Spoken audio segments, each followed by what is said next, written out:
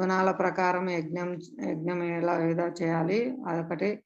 సత్వగుణం బాధ్యతాయుతంగా చేస్తారు.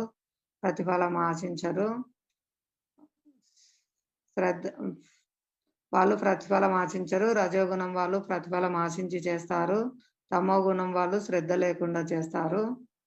గుణాల ప్రకారం తపస్సు, శరీరం, వాక్కు మరియు మనసు యొక్క తపస్సు. భౌతిక ప్రయోజనం లేదు. గర్వము, స్వీయ హింస ఈ తమో గుణం వాళ్ళండి.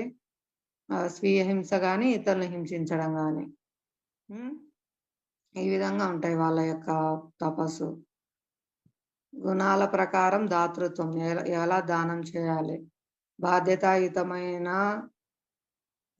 ఎంతో వినయంతో తిరిగి వస్తుందని ఆశించబడకుండా యోగ్యులైన వ్యక్తికి తగిన సమయంలో తగిన ప్రదేశంలో దానం ఇవ్వాలండి. వాళ్ళు దాన్ని భగవత్ సేవలో ఉపయోగిస్తారు. ఆ విధంగా మన యొక్క ధనం యొక్క సార్థకత ఏర్పడుతుంది మన సేవకు.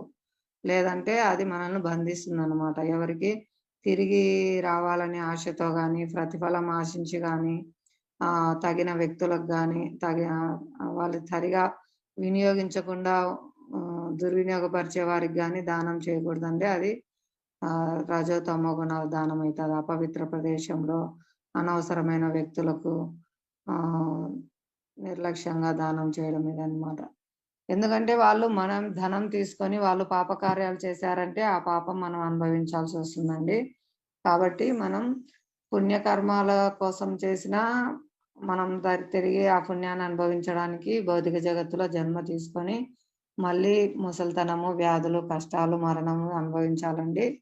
కాబట్టి మనకు పుణ్యము వద్దు, పాపము వద్దు. దివ్యమైన భగవత్ సేవలో అకర్మ మనకు పుణ్యఫలము గాని, పాప ఫలము గాని లేకుండా భగవత్ ప్రీత్యర్థం చేయడం ద్వారా మనం భగవంతుని పొందుతామండి. శాశ్వతంగా భగవద్ధామంలో భగవంతుని సేవలో ఉంటాము. ఈ విధంగా ఈ అధ్యాయము మనకు శ్రద్ధాత్రయ విభాగ యోగం, ఎలా మనం భగవత్ సేవలో మన శక్తిని, మన జ్ఞానాన్ని, మన సేవను, మన ధనాన్ని ఉపయోగించాలి.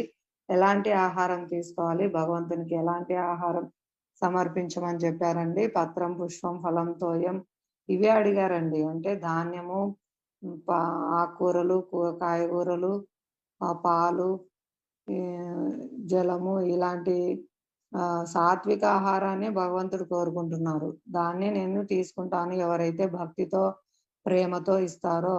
భక్తి, ప్రేమ అనేది ఇక్కడ ముఖ్యమైన విషయాలని భగవంతుడు మనకు తెలియజేస్తున్నారండి. కాబట్టి భగవంతునికి మనం శ్రద్ధగా